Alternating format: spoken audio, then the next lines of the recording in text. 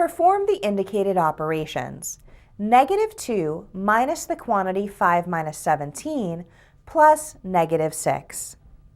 We'll need to use the order of operations, which states to work within grouping symbols first. We have parentheses that contain a difference, so we'll evaluate that difference first. We have -2 minus 5 minus 17, which is -12. And then we're adding -6. Now we perform addition and subtraction from left to right. Let's first rewrite that first subtraction as addition using the definition of subtraction.